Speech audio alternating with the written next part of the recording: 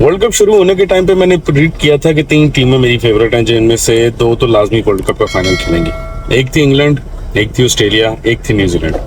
England और Australia की हालत देखने के बाद तो मेरे पास से सिर्फ एक ही लफ्ज बार बार जहन में आ रहा है, गणित गलत हो रहा है।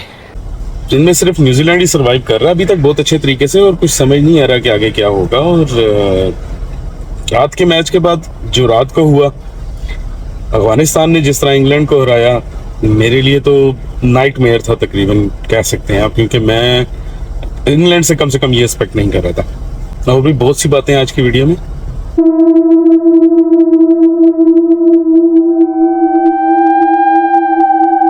अस्सलाम वालेकुम, नमस्ते, सत श्री अकाल। कैसे हैं आप सब? उम्मीद करता हूं कि सब खैरियत से होंगे। 2023 का वर्ल्ड कप और पहला अपसेट, अफगानिस्तान ने इंग्लैंड को रात को ऐसे हरा दिया जैसे मजाक किया जाता है। मेरे लिए तो वो खासतौर पे मजाक ही था।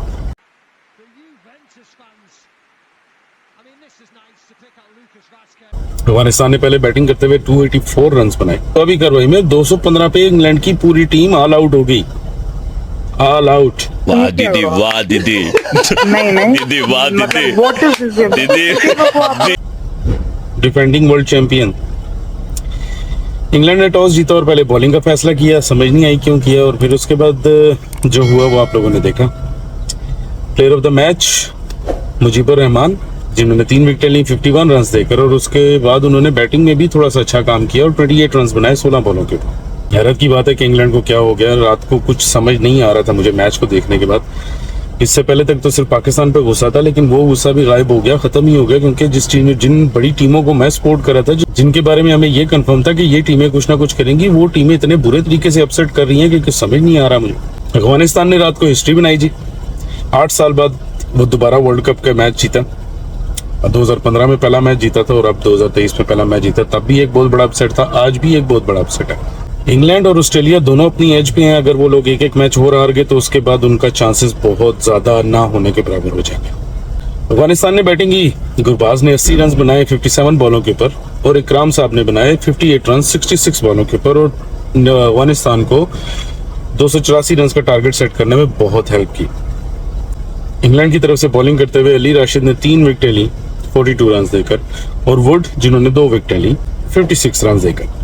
बैटिंग की बात करें, अगर इंग्लैंड ने जवाब में जो इस तरह की बैटिंग की, उस तरह तो मुझे ये समझ आया कि पूरी इंग्लैंड की टीम ताश के पत्तों की तरह ढेर होगी। शॉक, मैं अभी तक शॉक में हूँ, यकीन कर। अरे कहना क्या चाहते हो? मैं आपको बस समझा नहीं सकता कैसे।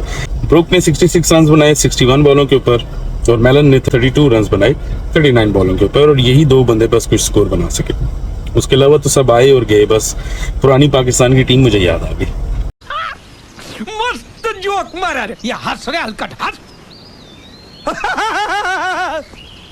अफगानिस्तान ने जिस टाइम बॉलिंग की, यार क्या जबरदस्त उन्होंने बॉलिंग की, और कितनी अच्छे तरीके से उन्होंने बांध के इंग्लैंड को घर भिजवाया एक किस्म का। मेरे लिए बहुत शॉकिंग था। राशिद खान ने 3 विकेट ली 37 रन देकर 9 ओवरों में।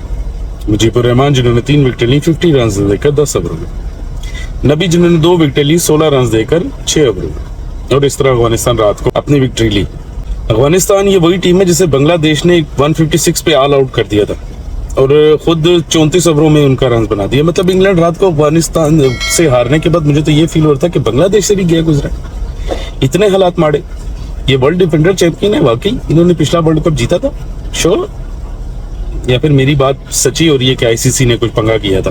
अफगानिस्तान जिस टाइम इंडिया से खेला तो 272 रन बनाए 8 विकेटों के नुकसान पे, और अफगानिस्तान इंडिया ने जवाबी कार्रवाई में 35 ओवरों में ही वो पूरा करके घर को बाय बाय टाटा लाल शाह। लेकिन खैर इंडिया के मैच के बाद तो काफी सी कंट्रोवर्सी भी चली है। लेटेस्ट ये पता लगा कि अमूल कंपनी अफगानिस्तान को सपोर्ट कर रही है, अफगानिस्तान टीम को। अमूल कंपनी ब्रांड है इंडिया का, जो कि बहुत ही पुराने टाइम से, काफी अरसे से इंडिया में दूध दही मक्खन वगैरह का काम करते हैं। अब अगर ब्रांड आपके पास जो आपकी टीम को स्पॉन्सर कर रहा है, आने जाने के अखराजात उठा रहा है, आपकी किट, आपके बैट्स वगैरह, इन चीज़ों का खर्चा पे कर रहा है, वो अगर इंडिया से बिलोंग करता है, तो फिर इंडिया के साथ के मैच के साथ क्या हो सकता है? आप खुद समझदार हैं, मैं क्या कह सकता हूँ। माशाल्लाह बहुत समझदार हैं आप लोग। पिछले दिनों बाबर आजम की बर्थडे थी, हैप्पी बर्थडे किंग, मेरी तरफ से बहुत बहुत मुबारक हो। और यहाँ पे मैं वो बात ज़रूर करना चाहूँगा, वसीम अकरम ने जो अपना स्टेटमेंट दी कि चाचे के पुत्र ने अगर शर्ट मांगी थी तो वो सारा कुछ, जो कि बाबर ने खोली से शर्ट ली, ठीक है, मैं एक चीज को एग्री करता हूँ कि ठीक है, पूरा पाकिस्तान बहुत दुखी था। हमें बाबर को थोड़ा सा बाबर को ये चाहिए था कि अगर वो शर्ट चाहिए भी थी तो बाबर ले भी सकता था उनके ड्रेसिंग रूम में जाकर।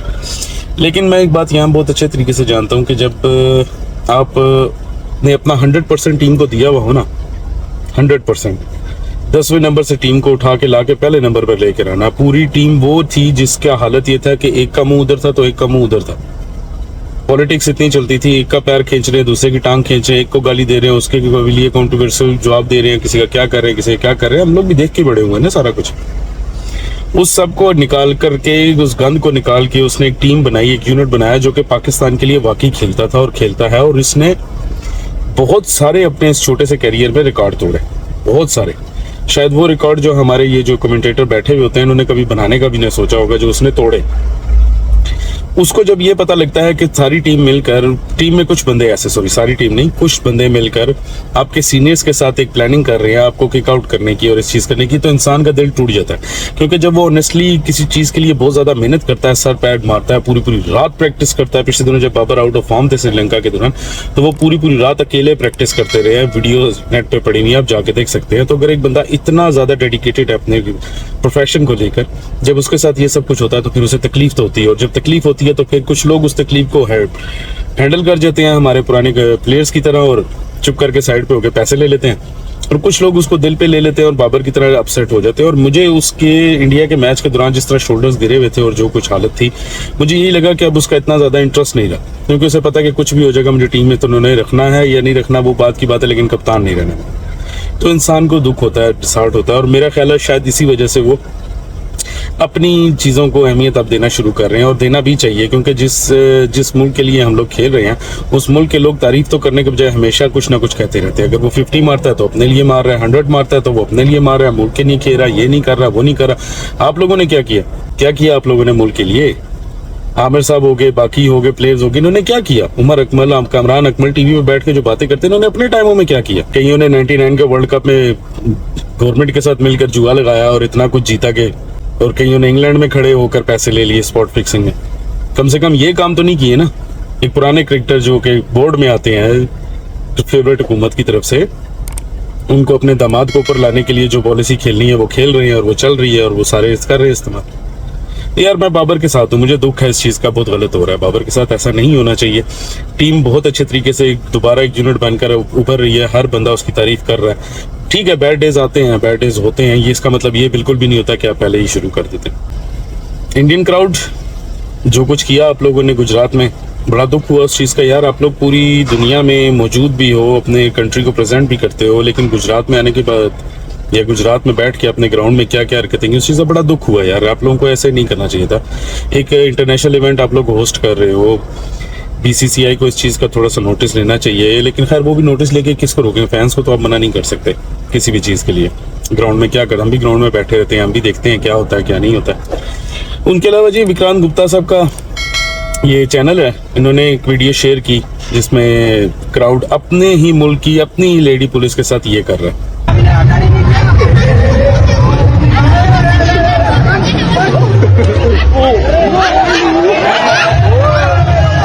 उसके बाद ये दूसरी वीडियो भी देख लें जिसमें लगे हुए जब मुल्ला कटेगा।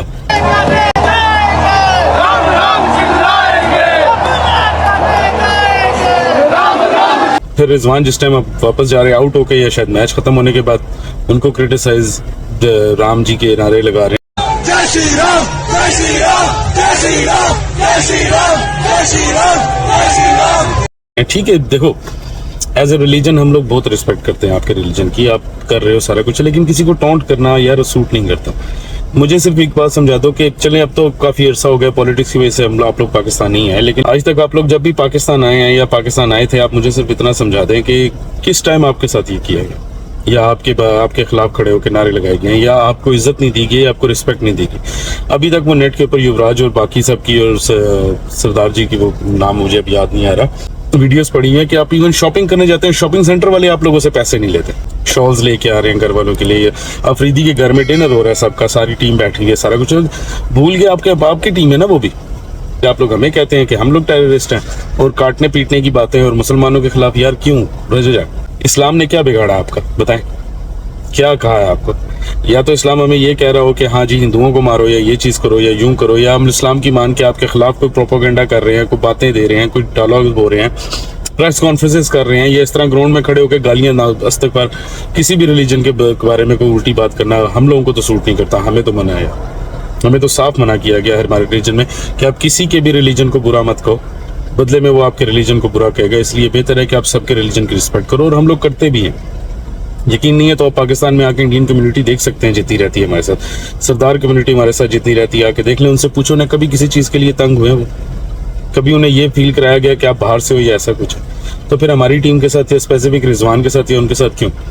रही बात गजा की या किसी चीज़ की, यार वो उसका पर्सनल मैटर है। आप लोग इसके ऊपर मान को टारगेट कर रहे हैं। इंडियन मीडिया के कई एंकर्स ये बातें कर रहे हैं जी कि आपने ये बोला इस वजह से अवाम ने रिएक्ट किया। तो मेरा भी यही सवाल बनता है फिर आगे से कि जब इसराइल ये सारा कुछ करता है या उसने सारा कुछ किया, हिस्ट्री आप लोगों से छुपी तो नहीं है, इंटरनेट पे सब कुछ पड़ा हुआ, आप जाके पढ़ सकते हैं, देख सकते हैं। तब तो कोई नहीं बोला। आप मुसलमानों को टेररिस्ट करने लगे, एक लेबल मिल गया आप लोगों को दोबारा बोलने के लिए। कम ऑन यार, ग्रो अप प्लीज। अपने मुल्क के लोगों की कम से कम, चलो वो वीडियो मैंने जैसे अभी दिखाई, अपने मुल्क की औरतों की तो इज्जत कर लो। तुम लोग हमारी क्या इज्जत करोगे या किसी दूसरे के रिलीजन की या कंट्री की क्या रिस्पेक्ट करोगे? अपने मुल्क की औरतों की तो रिस्पेक्ट आप लोगों से हो नहीं रही। ये वर्ल्ड कप का सबसे पहला अपसेट हुआ, अफगानिस्तान ने हराया।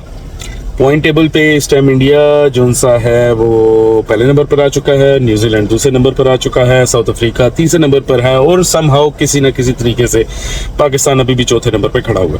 मेरी अभी भी वही एक्सपेक्टेशंस है पाकिस्तान को लेकर। मुझे नहीं लगता कि पाकिस्तान ज़्यादा देर चौथी पोजीशन पर रहेगा, लेकिन फिर वही कहूँगा मिरेकल्स होते हैं। बहुत अच्छा लगा मैच देखकर, खुशी भी हुई, दुख भी हुआ, क्योंकि इंग्लैंड को सपोर्ट कर रहा था एज ए क्रिकेटर, बड़ा दुख हुआ, एक्सपेक्ट नहीं कर रहा था, शॉकिंग था मेरे लिए।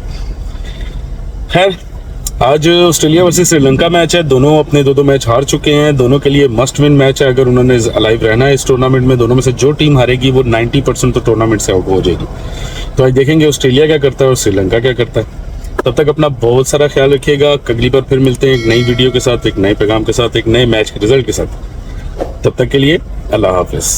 शेर ठोक दीजिए महाकाल का, ठोक लीजिए 5,000।